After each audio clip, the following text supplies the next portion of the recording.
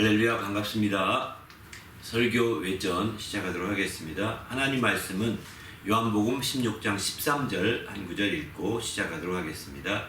그러나 진리의 성령이 오시면 그가 너희를 모든 진리 가운데로 인도하시니 그가 스스로 말하지 않고 오직 들은 것을 말하며 장래 일을 너희에게 알리시리라. 아멘. 오늘은 이제 진리의 성령이 오시면 이라는 제목의 말씀으로 말씀 나누는데요.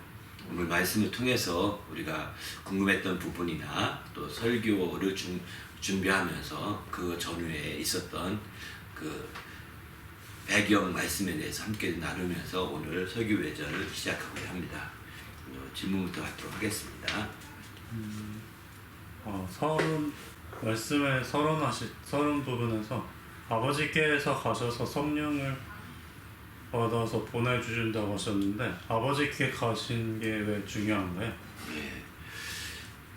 오늘 이제 서론에서 그 부분 우리 그리스도인들은 예수님이 아버지께 가심의 중요성을 알아야 한다 이렇게 강조했거든요.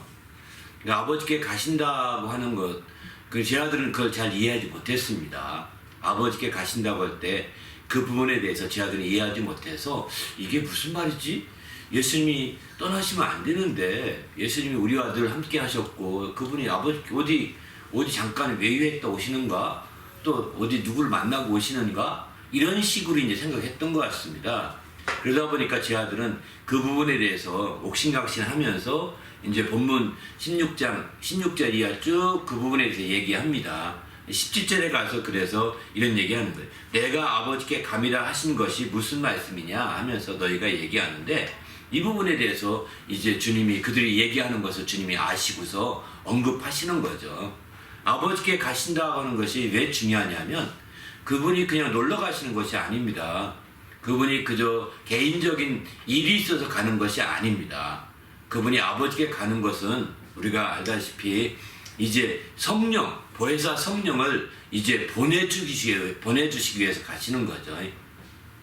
그래서 요한복음 16장 7절에 보게 되면 내가 떠나가는 것이 너에게 유익이다 이렇게 말씀하시죠. 그러니까 떠나가시게 되면 떠나가서 아버지께 가게 되면 성령을 내가 보내주시겠고 전에 보내드리겠다 보내리니 라고 이렇게 말씀하시죠. 그러나 떠나가지 않으면 성령이 오시지 아니할 것이오 이렇게 말씀하거든요. 주님이 아버지께 가시는 목적이 아주 분명합니다. 방향이 분명한 겁니다. 성령을 보내주시고자 하는 데 초점이 있던 거죠. 근데 바로 주님이 이렇게 아버지께 가시는 것의 중요성을 우리가 이해하지 못하면 주님이 성령을 보내주시고자 하는 것에 대해서 이해하지 못하고 그 중요성도 이해하지 못한다고 볼 수밖에 없는 거죠. 그러니까 우리 주님이 아버지께 간다는 것을 잘 이해하지 못하는 사람들에게 성령 받아야 된다, 성령 침례 받아라, 성령을 받으리를 말하는 것은 다 그냥 공전되고 다 헛것이 되고 마는 겁니다. 주님이 아버지께 가서 성령을 보내주시고자 하는 간절한 마음을 이해하지 못한 채로 그냥 우물으로 넘어가기 쉬운 거죠. 그래서 도입부에서는 예수님께서 아버지께로 가시는 것이 왜 중요한지를 알아야 된다라고 강조하게 된 거죠. 그 부분은 이제 다시 말해서 예수님이 또 이런 설명도 합니다. 요한복음 14장 12절에 보게 되면 내가 진실로 너희에게 이르노니 나를 믿는 자는 내가 하는 일도 할 것이요 또한 그보다 큰 일도 하리니 이는 내가 아버지께로 감이라 이렇게 말하거든요. 예수님이 아버지께 감으로 말미암아 내가 하던 일도 그 사람도 할 것이고 나를 믿는 자가 할 것이고 또 나를 믿는 자가 나보다 큰 일도 하게 될 것이다 라고 말하고 있는 거죠. 내가 아버지께 가기 때문에 가능하다는 거예요. 그러면 아버지께 가기 때문에 왜 가능하냐?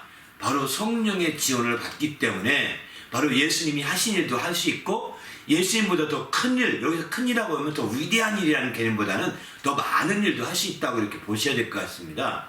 바로 이렇게 예수를 믿는 자들은 그렇게 할 수 있다는 것을 여기서 가르칠 수 있는 거죠. 그런 점에서 볼 때 예수님께서 바로 아버지께 가는 게 얼마나 중요한지를 보여주는 거예요. 아버지께 가는 것을 잘 모르면 예수님이 하던 일도 못할 가능성도 큽니다. 아버지께 가는 것이 왜 중요한지 잘 모르면 예수님이 하던 일보다 더 많은, 더 큰 일을 하기가 어려울 수 있습니다.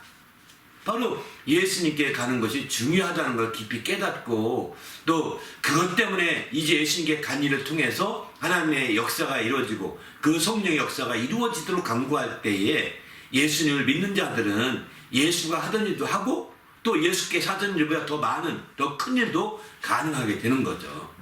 그래서 예수께서 아버지께 가는 것은 굉장히 중요한 겁니다. 그러면 어떻게 해서 이게 가능한 일이냐? 예수께서 아버지께 가서 성령을 보내주시게 되면 어떻게 예수 하던 일도 하고 예수가 하던 것보다 더 큰 일까지도 할 수 있느냐? 이게 가능한 것이 왜 그런 거냐? 바로 로마서 8장 26절에 보면 이렇게 말합니다. 성령도 우리 연약함을 도우시나니 이렇게 표현하지 않습니까? 성령이 우리 연약함을 도와주셔서 그런 일을 하게 되는 겁니다. 성령이 우리 연약함을 도우셔서 우리가 주님이 하던 일을 할 수 있고 주님이 하던 일보다 더 큰 일도 가능하다는 거죠. 그런데 이런 성령의 도움을 받지 못하게 되면 그래서 이게 이제 문제가 되는 것이죠. 그런 일을 하지 못하는 사람으로 믿는다고 하지만 예수님이 하던 일을 하지 못하고 이제 나락에 빠질 수 있는 거죠. 안타깝지 않습니까? 이런 모든 일들은 예수님이 아버지께 가서 그걸 구해서 성령을 보여내 주시겠다고 하신 이런 놀라운 일들, 그 배경에서 바로 예수님이 가신다고 하는 것을 말하는 거죠. 여기서 한 가지만 더 짚고 넘어간다면 아버지께 간다고 할 때 그냥 단순한 가는 행위가 아닙니다. 그냥 어떻게 이웃집 마을로 마실 갔다가 갔다 오는 그런 정도가 아니라는 겁니다. 주님이 아버지께로 가기 위해서는 절차가 필요합니다. 첫 번째는 그가 아버지께 가기 위해서는 그가 이 땅에 연약함을 짊어진 육신을 가지고는 갈 수가 없는 것이죠. 왜? 이 땅에 연약함을 육신을 가지고 오셨을 때는 이 땅에 세상 죄를 지고 하는 바로 세상 죄를 지고 위에서 오신 거였거든요. 그 상태로는 그분이 아버지께로 직접 다이렉트로 갈 수가 없었습니다. 그래서 그분은 이 세상 죄를 지고 가는 자들은 다 정말 죽어야 됐거든요. 고난받고 죽음을 피할 수 없습니다. 왜냐하면 죄의 값입니다. 예수님도 침례받기 전까지는 그가 무죄한 자로서 그가 아버지께 가는 게 제한받지 않았습니다. 근데 그가 침례받고 나서 이 세상 죄를 짊어지는 이제 그런 짊어지는 어린 양이 되었을 때 그는 그때부터는 죄인과 같은 고난을 받으시고 죄인과 같이 죽지 않으면 안 됐던 거죠. 그래서 그가 이제 아버지께로 간다 공생애 중에 이렇게 말할 때는 내가 죽어야 된다라고 하는 말과 똑같은 것입니다. 죽음으로 끝나지 않습니다. 아버지께로 가기 위해서는 죽으시고 죽는다는 것은 그 죄 때문에 죽으시는 거죠. 근데 두 번째는 부활하셔야 합니다. 부활하지 않으면 갈 수가 없습니다. 죽어진 채로 갈 수가 있는 게 아니거든요. 그분이 죽어진 후에 이제 하나님 아버지, 의로우신 하나님 아버지께서 보시니까 아들이 자기 죄로 죽은 게 아닙니다. 세상 죄로 죽은 사실을 깨닫고 아시고 아버지가 잘 아시죠. 그래서 아버지께서는 그 아들을 다시 살리시게 됩니다. 그래서 아들을 살려서 부활하게 하시는 거죠. 그래서 부활한다고 할 때는 예수님께서 바로 이제 의로우신 아버지가 아버지 하나님이 살리셨다고 사도행전을 강조하고 있어요. 10번 넘게 강조하고 있습니다. 예수님이 스스로 죽었다가 하나님의 아들의 능력으로 살아난 것이 아니라 그는 세상 죄를 지고 완전히 죽었던 거예요. 그런데 의로우신 하나님이 보실 때 저의 죽음은 마땅히 세상 죄를 죽었으면 죽었다. 그런데 그는 개인 자기 죄로 죽은 것이 아니기 때문에 그의 죽음을 의롭게 여기시는 거죠. 그래서 마침내 살리시고 때마침 그의 죽음을 통해서 온 세상 죄까지도 다 속죄할 수 있는 길이 열리게 된 거죠. 그래서 우리 모든 인류가 사실 속죄함 받을 수 있는 길이 열려서 우리가 구원받을 수 있는 길이 열리게 된 거죠. 그리고 마침내 부활해서 이제 구원을 끝난 것이 아닙니다. 아버지께로 가야 된다는 것은 이 땅에서 말로만 간다는 뜻이 아닙니다. 실제 아버지의 보좌 앞으로 가는 겁니다. 아버지 앞으로 가는 겁니다. 아버지 보좌 앞이라고 썼지만 정확히 성경적인 강조하는 부분은 보좌 옆에로 가는 거죠. 아버지 보좌 옆에 앉는다고 하지 않습니까? 아버지 보좌 우편에 앉는다고 하지 않습니까? 우편으로 가는 겁니다. 그래서 거기서 아버지께 구하는 것이죠. 바로 거기까지 가는 게 가는 거예요. 거기까지 가는 게. 그래서 요한복음 16장 17절 이하에 쭉 보게 되면 조금 있으면 나를 보지 못하겠고 조금 있으면 나를 보겠다 이런 말씀하니까 이게 무슨 뜻이야 라고 얘기하잖아요. 내가 아버지께 감이라 이렇게 말하는데 무슨 뜻이야? 조금 있으면 보지 못하겠다는 것은 주님이 죽기 때문에 보지 못하겠다는 것이고 조금 있으면 보겠다는 것은 바로 주님이 부활하셔서 볼 수 있는 것을 말하는 거죠. 제 아들이. 그리고 아버지께로 가게 된다는 거예요. 그렇게 해서. 근데 그럼 아버지 간다는 건 뭐야? 이렇게 말하는 게 승천하여 가시는 겁니다. 그래서 주님의 죽음과 부활과 승천이라는 이 세 가지 단계가 아버지께로 가는 하나의 계단과 같은 거예요. 한 계단 한 계단 한 계단 같은 겁니다. 그렇게 해서 아버지께 가게 되고 아버지께 가게 되면 바로 제자들 떠나서 아버지 가게 되면 성령을 구하시겠다고 요한복음 14장 16절에 좀 말씀하시죠. 그러면 성령이 너희와 오셔서 영원히 함께 하겠다고 하지 않습니까? 그래서 마침내 주님이 아버지께로 간다는 것인데 핵심은 뭐냐면 아버지께로 간다고 하는 개념을 깊이 생각해 보셔야 합니다. 그냥 우리가 옆에 친구가 왔다가 집에 간다 또 누구 만나러 간다 이렇게 헤어지는 그런 개념이 아닙니다. 이건 엄청난 문제거든요. 하나님의 아들이 이렇게 움직인다는 문제는요 엄청난 문제인 겁니다. 이런 문제를 우리가 안다면 그렇게 해서 마침내 성령을 보내주는 것이기 때문에 성령에 대한 엄청난 중요성을 또 이해하지 않을 수 없는 거죠. 이런 문제를 이해하지 못한 지하들은 그냥 무슨 얘기야? 주님 잠깐 어디 갔다 온다는 얘기야? 어떻게 된 거지? 이런 식의 생각만 하니까 인간적인 생각만 하니까 겉으로서 생각만 하니까 혼란에 빠지는 겁니다. 아, 나 가지면 안 되는데 막 이렇게 맞고 또 심지어는 내가 죽어야 된다고 하니까 베드로 같은 경우는 죽지 마소 주님을 죽게 내버려 두지 아니할 겁니다. 막 심지어 이렇게 예수님의 죽음의 길까지 막잖아요. 그러니까 사단아 물러가라 하면서 막 그를 물리치지 않습니까? 내가 하나님의 일을 알지도 못하고 이렇게 방해한다고 육신의 생각으로 방해한다고 하면서 사단아 물러가라 이렇게 얘기합니다. 베드로를 가르쳐서. 왜 이런 어처구니 없는 일까지 생길까요? 아버지께로 간다는 걸 너무 이해 못했던 거예요. 그분이 죽으셨다가 그리고 마침내 이제 부활하시고 승천하셔서 아버지께 간다는 것. 그래서 아버지께 가는 결정적인 건 승천이거든요. 그죠? 앞에 죽음과 부활은 과정이고 승천이 통해 마지막 들어가는 거잖아요. 그래서 누가복음 같은 데 보게 되면 죽음이라고 표현하지 않습니다. 죽음의 기약이 차서 간다고 하지 않고 승천할 기약이 이름에 정말 하면서 답답함을 말하고 있는 거죠. 바로 승천할 기약 이름에 죽으셨고 승천할 기약 이름에 부활하신 겁니다. 마침내 승천하게 돼서 아버지께 가신 거죠.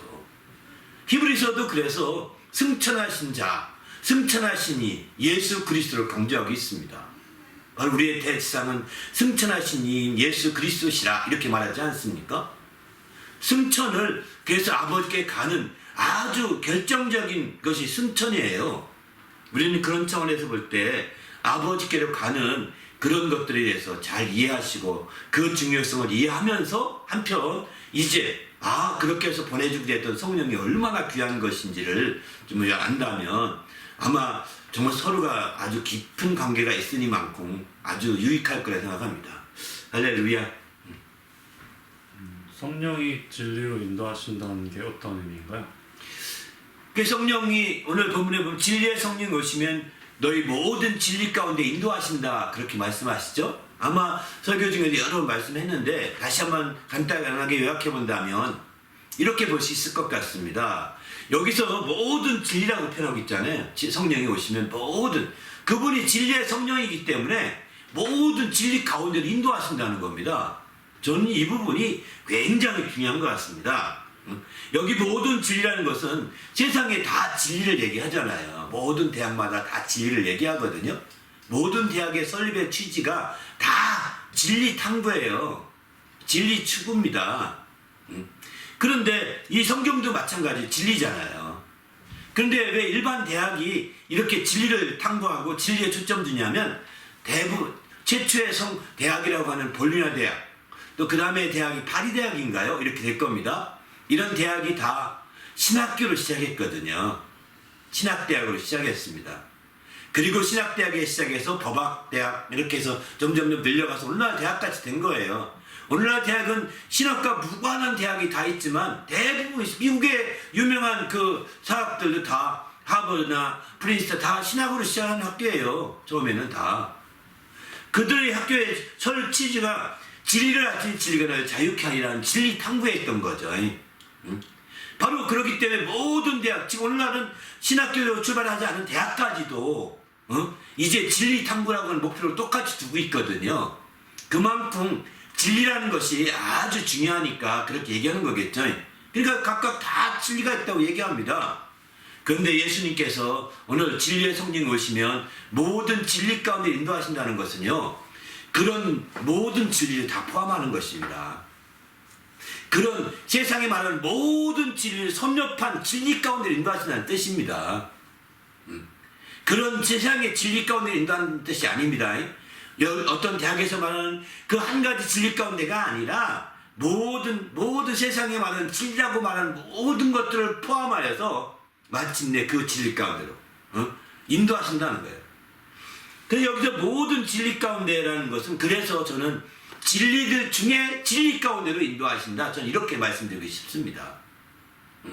모든 진리들 중에서 진리 가운데 인도하시는 거지, 예수님이 세상에 진리가 100개 있다고 가정합시다. 그럼 100개의 진리를 쫙 쭉쭉쭉 인도하면서 마지막으로 참된 진리 가운데 인도하신다는 뜻이 아닙니다. 만약에 100개의 진리를 있다고 해서 100개의 진리 예수님이 쭉쭉쭉 성령이 진리의 성령 오셔서 너 이것도 진리라고 하는데 한번 네가 경험해봐, 이것도 진리라고 한번 경험해봐, 이렇게 100개 돌다 보면 돌기 전에 다 끝날지 몰라, 인생 자체가. 그거 아닙니다. 바로 그 모든 진리들 중에 진리, 그 진리는 예수 그리스도로 말합니다. 예수가 나는 진리였는데 예수 그리스도, 그 진리를 아친 진리가 나를 자유케 하리라, 이렇게 말씀하지 않습니까? 그 진리입니다. 신학교에서 처음에 추구했던 그 진리입니다. 그 진리가 세상에 있는 진리들 중에 진리인 겁니다. 그 진리가 세상에 있는 모든 진리 중에서 그 진리이기 때문에 그 진리 가운데로 인도하신다는 거죠. 이런 개념을 안다면 우리가 진리 가운데 인도한다는 것이 얼마나 놀라운 건지 알 수 있는 거예요. 그래서 이 진리, 세상에 있는 진리들 중에 진리를 안다면 세상에 있는 진리를 이해하는 것이 쉬운 문제예요. 세상에 있는 진리를 이해하는 것은 아주 쉽게 접근할 수 있거든요. 예수 그리스도가 참된 진리임을 여러분이 깨닫고 성령의 인도함 받으면 세상에 있는 진리는요, 쉽게 우리가 섭렵할 수 있게 됩니다. 그래서 세상에서 말하는 진리, 예수 그리스도가 참된 진리인데, 그런 진리인데, 모든 진리 중에서 진리에 속한 예수 그리스도 진리가 참된 진리고, 나머지는 그저 초등학문 같은 진리입니다. 그 세상의 학문의 진리를 성경에서는 초등학문이라고 표현하고 있잖아요. 세상에서 말하는 진리는 초등 수준의 진리에 불과하다는 거예요. 초등 수준의 진리에 1 플러스 1이 2가 된다는 거, 1 곱하기 1이 2가 된다, 1이 된다는 거, 이게 진리잖아요. 변하지 않잖아요, 진짜로. 그러나 이런 것들은 다 초등 수준의 진리라는 거예요. 세상에 있는 진리는 다 그런 수준의 진리고, 그런 모든 진리를 우리가 다 알아서 참된 진리에 이르는 것이 아니라 성령이 오시게 되면 모든 진리 가운데 있는 진리, 참된 진리로 인도해 주신다는 거죠. 그러니 이게 얼마나 감사한 일이겠어요. 감사하지 않습니까? 세상에서 그렇게 발버둥 쳐서 정말 요즘에 아이 아니면 교육시켜 대학까지 나오려고 한다면 매덕 든다고 하더라고요. 그래서 매덕 들기 때문에 난 매덕 벌 자신이 없어서 애가 안 난다고 그러지 않습니까? 웃기는 얘기지만. 그럴 정도로 이제 수많은 비용이 들여서 공부해도 이제 그 진리 다 하지 못해요. 일부만 아는 겁니다. 근데 그런 진리들 중에서 최고의 진리, 바로 그분이 예수 그리스도이시거든요. 그게 참된 진리거든요. 진리 중에 진리로 인도하신다고 하니 성령이 역사하심이 얼마나 중요한 건지를 알 수가 있는 거죠. 근데 여러분이 정말 많은 공부를 못했어도, 많은 책을 못 읽었어도 성령을 받게 되어 이렇게 인도를 받으면 그런 최고 수준의 진리에 다다를 수 있는 거예요. 초등학문을 뛰어넘어서 고등학문을 뛰어넘어서, 고등학문은 세상에서는 대학 수준의 교육이죠. 그걸 뛰어넘어서 초고등학문에 해당되는 참된 진리를 우리가 알 수가 있는 거죠. 이런 주님의 진리를 경험하시길 바랍니다. 할렐루야. 그게 우리에게 너무 중요한 것 같아요. 이런 진리에 대한 생각이 없기 때문에 아무성이 없는 거죠. 우리도 주님 앞에서 이런 진리로 새롭게 되시길 바랍니다. 그래서 진리의 성령이 임하시면 모든 진리 가운데 인도하신다는 게 엄청난 축복이라는 겁니다. 여러분, 정말 어떤 사람이 고등학교, 중학교 과정을 뛰어넘어서 검정고시 보고 사시에 합격했다고 해서, 고등학교도 마치고 사시 합격했다고 해서, 대단하게 보지 않습니까? 그 사람들이 다 정말 개천에서 용났다고 그러지 않습니까? 대단한 거죠. 대단한 뛰어난 머리고, 대단한 뛰어난 지혜죠. 사실 우리는 더 뛰어난 것입니다. 성령 인도함 받으면, 그들이 뛰어나서 사시도 보고 또 합격을 했고 또 대통령이 됐습니다. 어떤 사람은 고등학교 졸업하고 사시 봐서 대통령이고, 어떤 사람은 중고등학교 뛰어넘고 사시 봐서 대학 됐고, 정말 변호사가 됐고, 이렇게 대통령이 됐습니다. 그들이 훌륭한 분이지만 우리는요, 초등학문 수준에서, 세상의 학문이 다 초등학문 수준이니까 그걸 다 뛰어넘어서 최고 수준의 진리에 이른 자들이 되는 거예요. 어떻게 해요? 진리의 성령이 인도하실 때 가능한 것이죠. 우리가 세상의 대통령이 아닐지 모르지만, 대통령 되는 게 꿈이 아닐지 모르지만, 우리는 더 뛰어난 정말 진리를 알게 되었다는 점에 대해서는 아무리 강조해도 지나치지 않다는 겁니다. 대통령 된 것보다, 정말 사시 합격한 것보다 더 감사할 수 있는 것이 진리의 성령으로 말미암아 진리에 이르게 되었다는 것. 모든 진리 가운데로, 진리 중에서 진리 가운데로 인도될 수 있게 되었다는 거, 이거 참으로 감사해야 되는 거죠. 이런 감사가 넘치시길 바랍니다. 할렐루야. 그럴 때 우리가 정말 주님 앞에서 참으로 행복할 수 있는 거죠. 우리 모두도 이렇게 행복한 주님의 성도가 되시기를 예수 이름으로 부탁드립니다. 할렐루야. 감사합니다. 예. 또 성령은 장래의 것을 생각나게 하셔서 도와주신다 하셨는데, 이 부분에 대해서 한번 설명해 주세요. 그렇죠. 진리의 성령이 오시게 되면 이제 먼저 어떻게 우리 진리 가운데 인도하시는데 두 가지 방향으로 얘기하고 있습니다. 진리의 성령이 오시게 되면 두 가지 방향으로 얘기하는데, 한 가지는 이제 바로 스스로 말하지 않고 성령이 들은 것을 말해서 인도한다는 것입니다. 들은 것을 말해서 인도한다는 것이고, 또 한 가지는 이제 장래의 일을 알려서 인도한다는 것입니다. 이제 질문을 받았으니까 말씀드리지만 후자부터 말씀드릴게요. 후자부터. 바로 이제 진리의 성령이 우리를 진리 가운데 인도하시는데, 바로 장래를 알려서 우리가 진리로 나갈 수 있도록 인도하신다는 거예요. 진리의 성령이 이 장래를 알린다는 것은 바로 뒤에 있는 일을 잊어버리고 앞에 있는 것을 잡게 해서 하겠다는 것이죠. 뒤에 있는 것을 성령이 오셔서 풀어주려는 것이 아닙니다. 예수님이 오신 것은 뒤에 있던 것을 풀어주려고 오셨던 것은 맞습니다. 왜? 뒤에 지었던 죄를 다 풀어주려고 오시니까요. 그 성령이 오시는 것은 뒤에 있는 일을 풀어주려고 오신 것이 아닙니다. 앞에 있는 걸 잡게 하려고 오신 겁니다.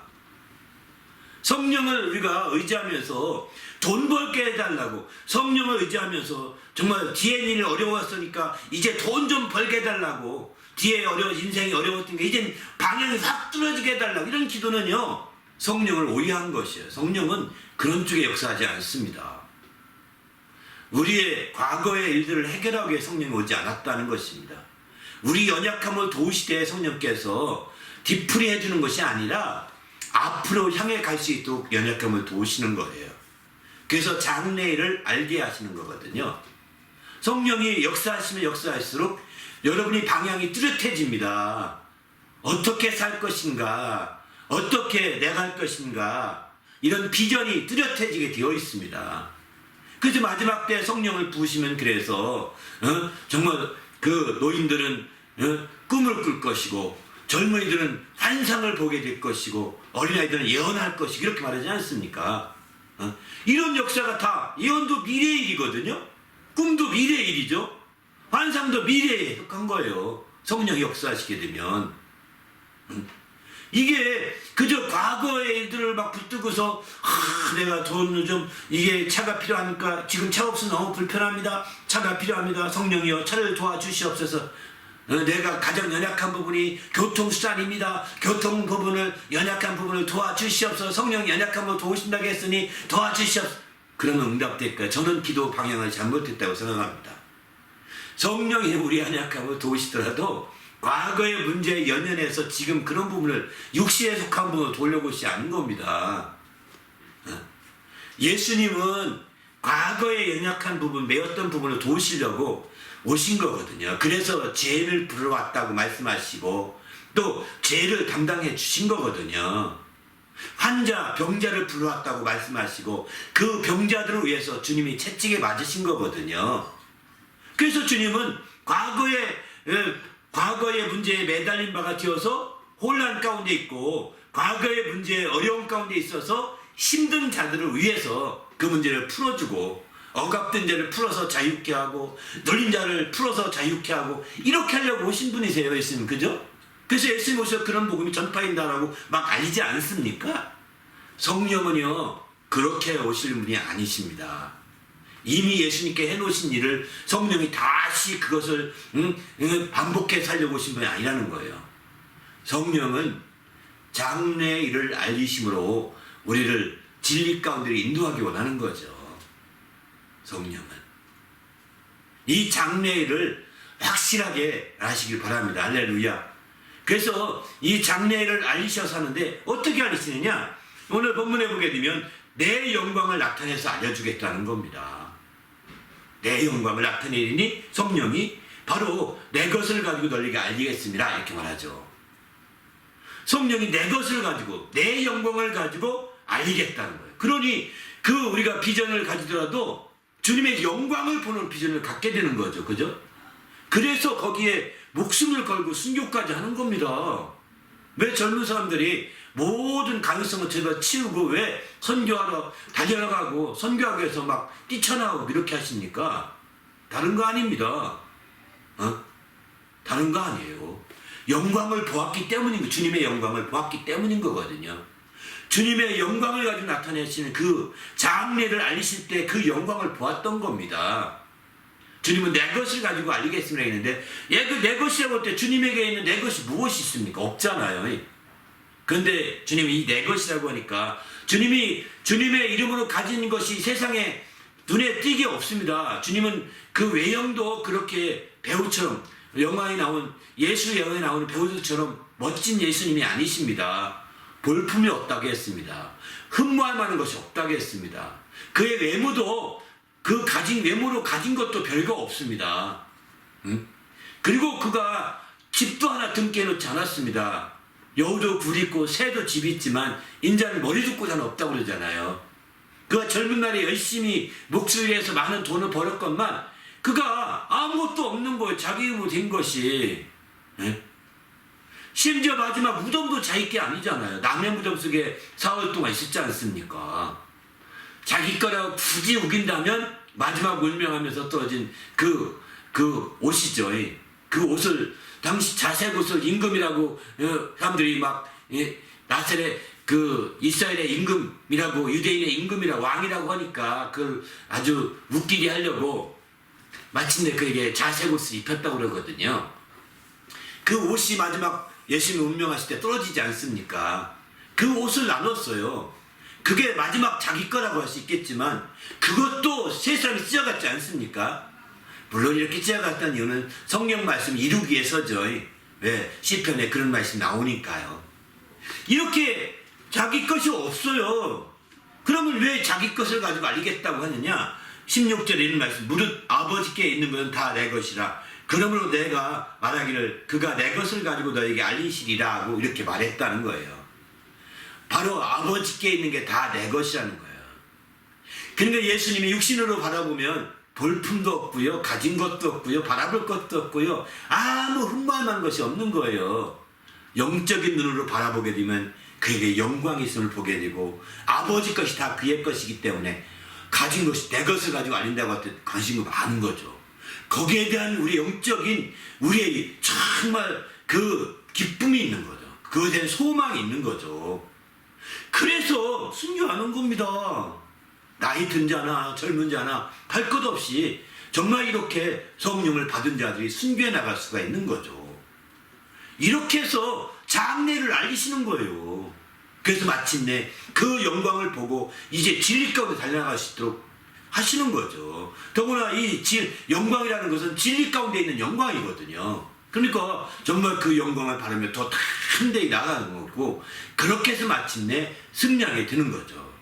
우리도 이렇게 장래를 알리시는 주의 놀라운 축복을 함께 누리시길 바랍니다. 그렇게 해서 마침내 우리의 비전이 주님 안에서 열리고, 우리의 미래가 정말 주님 안에서 활짝 열려서 기쁨으로 그 영광을 보고 달려나가는 성도가 되시길 부탁드립니다. 또 한 가지 더 말씀드리면, 이건 이제 벌써 내가 스스로 말하지 않고 들은 것을 말한다 이렇게 말하잖아요. 성령이 오시게 되면 그렇게 해서 진리 가운데 인도하신다는 겁니다. 정말 성령께서 우리를 진리 가운데 인도하실 때 바로 내 스스로 성령이 말하지 않고 들은 것을 말한다는 거예요. 이것도 굉장히 중요한 부분이에요.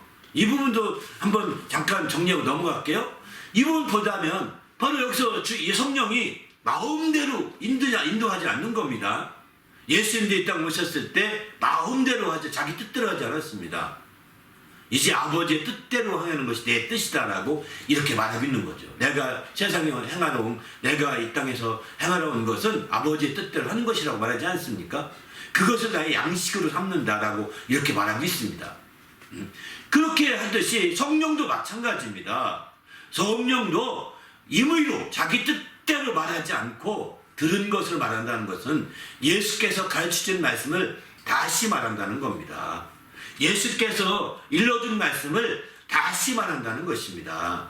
예수님께서 우리에게 깨우쳐준 말씀을 다시 말한다는 뜻입니다.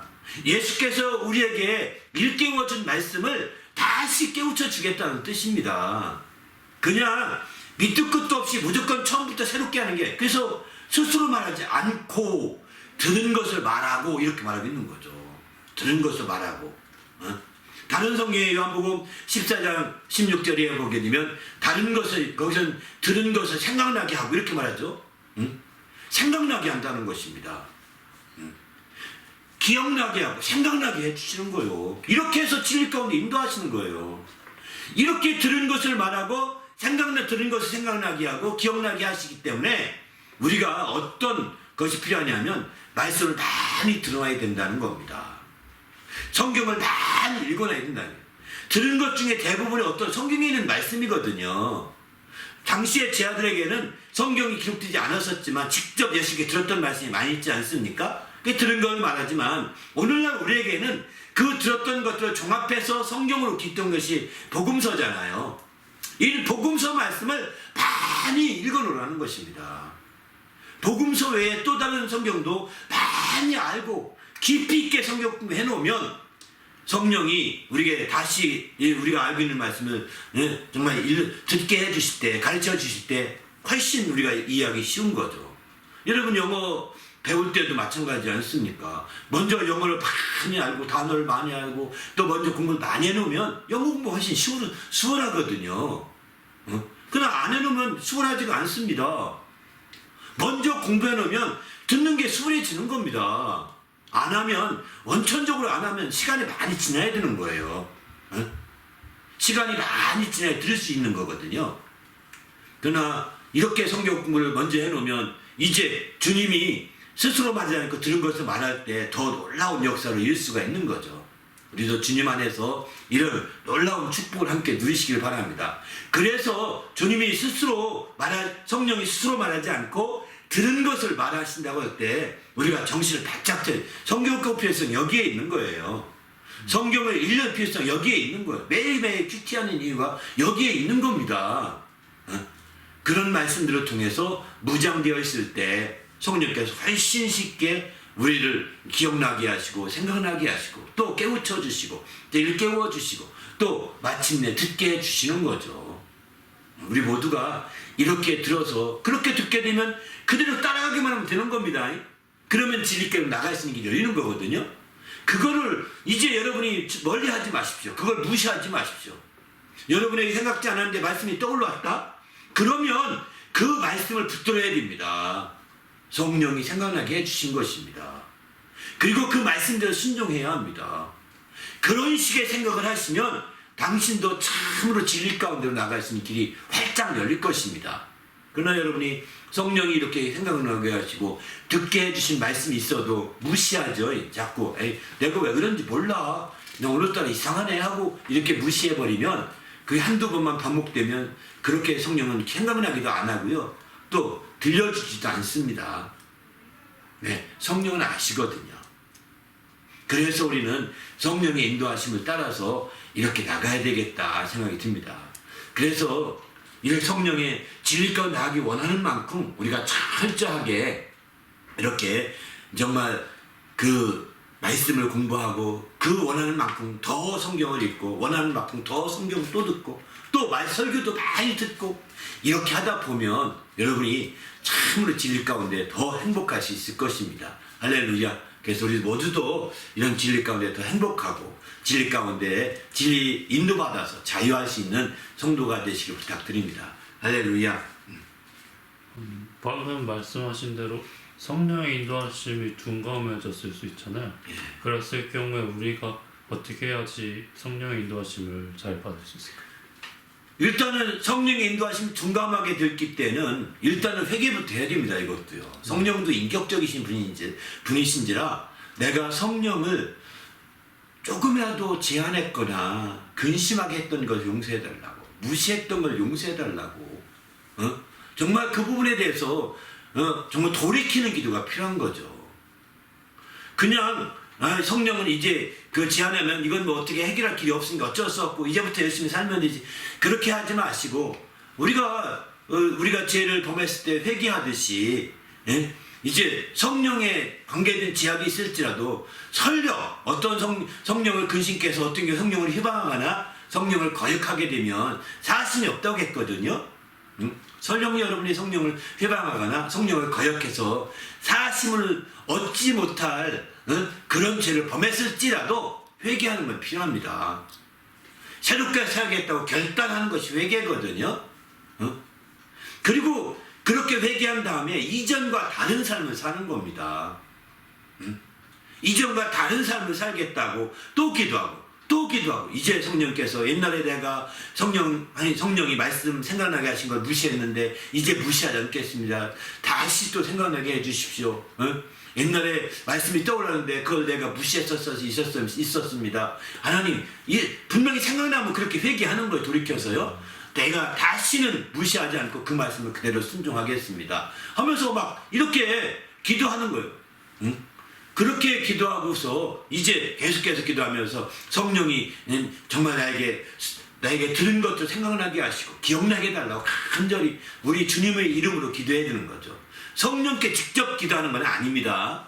성령이요 내 주여 나를 듣게 해주소서. 성령이요 이렇게 성령께 정말 직접 다이렉트로 기도하는 것이 아니라 예수의 이름으로 아버지께 기도하는 거예요.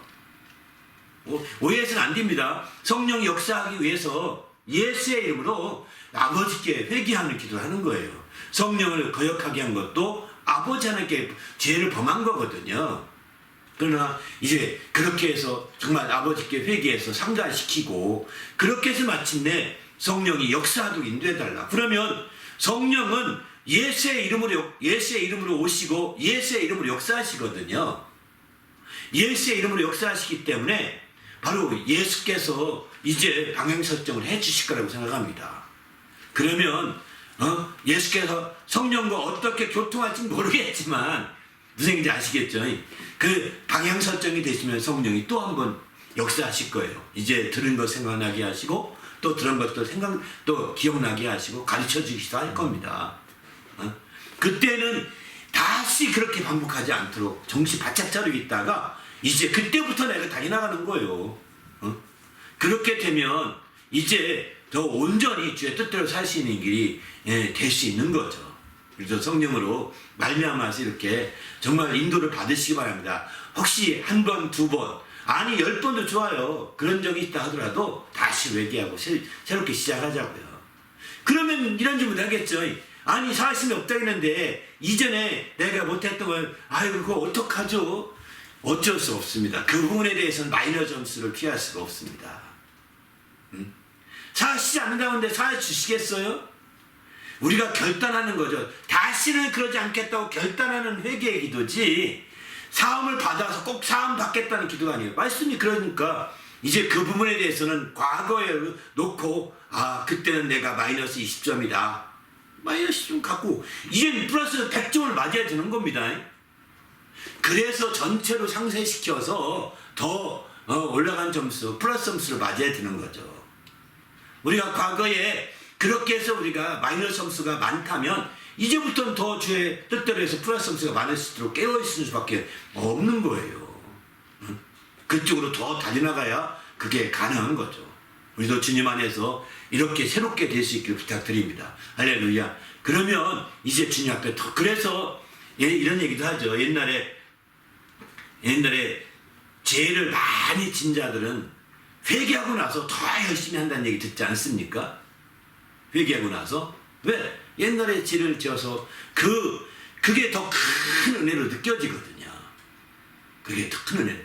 그래서 마침 더 열심히 하는 거예요. 성령에 대해서 마찬가지입니다. 성령에 거역하거나 해방해서 정말 사심 어쩜 받고 많은 책망받을 분이 있다면 성령은 과거에 매일 게 아니라고 그랬습니다. 그죠? 과거는 어쩐 그 자기는 잊어버리고 앞에 있는 걸 잡으러 쫓아가야 된다고 말씀드렸습니다. 쫓아가야 되는 거예요.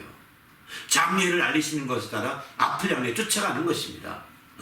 그렇게 쫓아가야지 여전히 내가 얼마나 옛날에 성령을 초월하고 성령을 무시하고 성령을 근식했는데 이루 말할 수 없어 하면서 막 아정히 울고 짜도 소용이 없습니다. 뒤에 것을 잊어버리고 앞에 있는 걸 잡으러 가야 됩니다. 그런 자세가 필요한 거죠. 필리포서 2장 16절 17절 그렇게 말하지 않습니까? 뒤에 있는 걸 잊어버리고 앞에 있는 걸 잡으려고 된다고 2장 13절 14절이네요. 이렇게 한다고 말하고 있지 않습니까? 그렇게 해서 달려나갈 때 우리가 더 온전한 성령의 인도함 받아 진리감 나갈 수가 있는 거죠. 과거의 연약감 속에서도 우리도 연약하다고 거기서 막 허둥대둥 하지 말고 그걸 끊어버리셔야 합니다. 과거다. 이제 나는 성령 인도받아 정말 뒤에 것을 잊어버리고 앞에 있는 걸 잡으려고 쫓아간다. 그 하늘에서 위에서 부르신 부르심의 상을 위하여 쫓아가노라라고 이렇게 빌립보서 2장 14절에 말하는데 그 상급을 바라고 쫓아가는 거예요. 성령 인도함 따라. 그럴 때 진리 가운데 들어갈 수 있는 거죠. 이런 멋진 삶으로 새롭게 도전해 가십시다. 할렐루야. 예, 감사합니다. 설교 중에 깨닫게 된 진리의 말씀이 있으실까요? 이번에 저는 이 말씀은 또 드리고 싶으네요. 많은 게 연습도 했는데 진리를 알지니 진리가 너를 자유케 하리라고 하는 말씀 있죠. 요한복음 8장 32절 말씀입니다. 진리를 알지니 진리가 너를 자유케 하리라. 성령께서 진리의 성령이 진리 가운데 인도하면 진리를 알게 되지 않겠습니까? 그래서 진리를 알게 되면 자유하게 된다는 거예요. 저는 여기서 좀 더 구체적으로 디테일하게 좀 설명드리고 싶습니다. 진리라고 할 때 진리가 뭘까요? 진리가. 관념적으로 진리를 생각하기 쉽거든요. 보통 떠오르죠? 진리는 말씀이다. 요한복음 17장 17절 보게 되면 아버지 말씀은 진리이다. 그 진리로 거룩하게 하옵소서 이렇게 기도도 합니다. 그러니까 말씀이 진리라는 건 너무나 당연한 거예요. 잘못하다 보면 말씀이 진리라고 하고 그게 전부의 개념으로 보면 굉장히 말씀이 관념적으로 흘러갈 수밖에 없습니다. 진리라는 개념 자체가. 그런데 저는 이 진리라는 개념이 말씀이 당연히 말씀이 진리입니다. 근데 그런 개념으로 관념적으로 흘러서는 안 된다고 생각합니다. 그렇게 관념적으로 흘러서는 그 진리가 우리를 자유하게 하지 못합니다. 한계가 있습니다. 오히려 말씀이 더 알수록 억압된 사람 많습니다. 말씀대로 살지 못하는 사람들은 말씀이 억압되어서 말씀이 또 다른 율법이 되어서 자유보다는 다 소용없대 이런 사람 많다니까요. 아니 진리를 알면 자유하다겠는데 그래서 진리의 말씀을 하는데 자유함이 없어. 응? 또 어떤 사람들은 그래서 이제 예수 믿어도 소용이 없다 이런 사람도 나온다니까요. 왜 이런 일이 있을까요? 진리를 말씀이라고 하는 도식 속에 집어넣고 너무 관념적으로 진리를 이해했기 때문입니다. 원래 진리란 예수님이 진리입니다. 그러면 너무 이상하죠? 내가 길이요 진리요 생명이라 예수님이 분명히 말씀하시잖아요. 예수님이 진리이십니다. 하나님이 또 진리의 하나님이라고 이렇게 말하고 있습니다. 그리고 또 성령도 진리의 성령이라고 말하고 있습니다. 하나님이 진리이십니다. 말씀이 진리라고 보다는 좀 더 인격적인 측면에서 예수님이 진리이십니다. 그런데 이 진리의 사전적인 의미는 뭐냐면 참된 것, 참이라는 뜻이죠. 참. 참이라는 것인데 참이라는 것은 변함이 없는 거거든요. 그러니까 왜 예수님이 진리냐? 참 변함이 없는 참된 분이시기 때문이죠. 하나님이 왜 진리냐? 변함이 없는 참된 분이십니다. 이 진리라고 하는 겁니다. 성령이 왜 진리냐? 진리의 성령이라고 하느냐? 성령도 변함이 없이 참된 분이기 때문입니다. 성령이 변한 분은 아니십니다. 그래 진리라고 하는 거예요. 사전적인 면에서도 동일하게 적용될 수 있는 거죠. 그런데 이 진리가 단순하게 그런 정도로만 할 것이 아니라 우리가 알다시피 비유로 설명하건대 인간이 추구하는 최고 그런 수준의 어떤 도교로 말하면 어떤 이상향 도교에서 이상향이 있거든요. 무릉도원 같은 이상향 거기에 가고 싶어 하잖아요. 다 이제 도사가 돼가지고요. 그런데 가고 싶어 살고 싶어 합니다.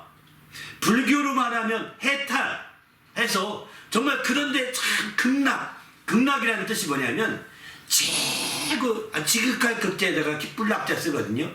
제가 큰 기쁨 넘치는 곳이 극락이라고 합니다. 바로 해탈해서 거기에 가고 싶은 거에 불교에서 말하거든요. 또 우리 기독교에서는 뭐라고 표현하냐면 천국이라고 표현하겠죠. 영생하는 천국이라고 표현하겠죠. 바로 그곳 이게 우리가 지향하는 최고의 어떤 그런 곳이죠. 가기 원하는 그런 곳입니다. 그런데 그런 곳들을 진리라고 볼 수 있는 거기에 주관하는 모든 게 진리인 것입니다. 거기에 주관하는 진리. 그러면 또 오해하지 마세요. 그러면 극락에도 진리가 있나요? 또 그러면 무릉도원에도 진리가 있나요? 지금 그 얘기하려고 비유로 말한 것 뿐이에요. 천국에만 진리가 있죠. 왜 그런 데가 진리가 있겠습니까? 왜?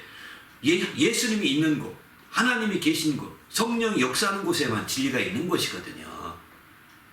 무릉도원에 예수님이 가셨습니까? 극락에 예수님이 들어가셨나요? 아니잖아요. 네? 하나님이 극락에 계신가요? 아니잖아요. 그건 불교에서 자기들의 그냥 말로 그렇게 해놓은 것 뿐이죠. 그냥 이해하기 쉽게 제가 표현하는 것 뿐이에요. 이런 천국에 정말 가장 행복이 가득한 곳 하면 천국이라고 하지 않습니까? 여기에 가면 이제 더 이상 눈물도 없고 거기에 가면 모든 아픔도 없고 고통도 없다고 하지 않습니까? 그게 진리가 있는 곳이에요. 그래서 진리를 하지 진리가 자유케 한다고 했거든요. 거기는 어떤 억압도 없습니다. 눌림도 없습니다. 모든 억압과 눌림에서 불교시로 표현한다면 해탈된 곳입니다. 완전히 윤회라는 억압 속에서 해탈되는 것이 진리를 아는 길입니다. 그들은 불교에서는 해탈하려면 수십억 광년이 지나야 된다, 억겁이 지나야 된다고 그러거든요. 억겁이라고 표현합니다. 그건 불가능한 일입니다. 그건 그냥 불가능한 것을 그렇게 말하는 뿐이에요. 그러나 예수 믿으면 이 해탈이 가능합니다. 불교식 해탈이 아니라 모든 구속에서 자유해질 수 있는 거죠. 진리를 알게 되면. 바로 그 자유해질 때 행복해질 수 있는 것입니다. 그래서 복음을 전할 때 누구한테 전하죠? 눌린 자들에게, 억압된 자들에게, 갇힌 자들에게 복음이 증거되지 않습니까? 눌린 자들, 억압된 자들, 갇힌 자들에게 복음이 증거된다고요. 그런 복음들 생각해 보십시오. 그게 바로 진리를 알게 해서, 예수님을 알게 해서 자유하게 하되 참으로 행복하게 하는 거예요. 그게 어디에 있느냐? 우리는 천국에 있다고 말하죠. 바로 진리로 이루어진 나라가 천국인 거거든요. 진리의 나라가 천국인 거거든요. 거긴 흔들림이 없는 나라입니다. 변함이 없는 나라입니다. 참된 것으로 이루어진 나라입니다.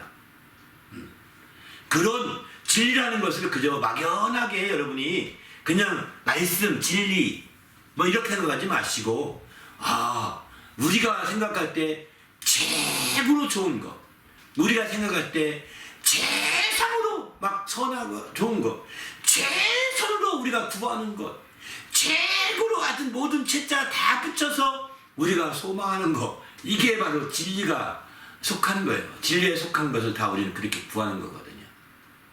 진리를 알게 되면 그런 진리로 인하여서 우리는 자유하게 되니 얼마나 행복하겠습니까?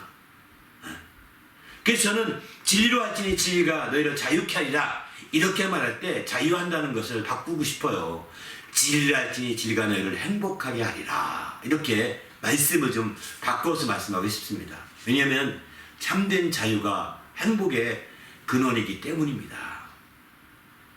그래서 천국에 가게 되면 더 이상 육체의 제약을 받지 아니하고, 육체에 있던 눈물을 흘리지 아니하고, 육체의 고통이 있지 아니하고, 육체의 아픔도 있지 아니하고, 정말 거기서는 다 자유하게 되고 행복하게 되는 거죠. 요한계시록 보면 천국 가면 행복하다는 표현은 안 나옵니다. 자유하다는 표현 나와요. 고통이 없다는 표현도 나와요. 눈물이 없다는 표현도 나와요. 또 이런 다양한 표현들이 다 행복하다는 뜻입니다. 우리 모두가 진리를 알게 되어서 이런 행복을 경험하는 성도가 되시길 바랍니다. 그럴 때 우리가 주님 안에서 놀라운 역사를 이루는 거 아니겠습니까? 우리 모두도 진리를 안다는 게 관념이 아니라는 사실을 좀 오늘 확실하게 깨우쳐주고 싶다는 그런 생각이 들었어요. 오늘 저도 이렇게 예전에 한두 번 설교했던 적이 있었는데, 이런 부분을 좀 내가 간과했구나, 하나님이 다시 한번 그때 설교할 때 은혜 받고 설교했었는데 다시 한번 이렇게 기억나게 해주신다는 생각이 들었어요. 참 감사했어요. 그래서 다시 오늘 막 세게 이 말씀을 많이 1부, 2부 때 계속 말씀드렸거든요. 그런데 정말 다시 한번 이 말씀을 좀 언급하고 싶어요. 하나님께서 그 전에 언젠가 이런 말씀을 몇 번 전했던 일인데 그때 너무 감사했어요. 내가 이렇게 행복한 사람이다. 내가 이런 행복이 있으니 그렇지 않겠는가. 한번 볼까요? 이런 행복이 있으니까 순교까지 하는 겁니다. 순교까지. 스테반이 죽을 때 얼마나 행복해 죽은지 아시죠?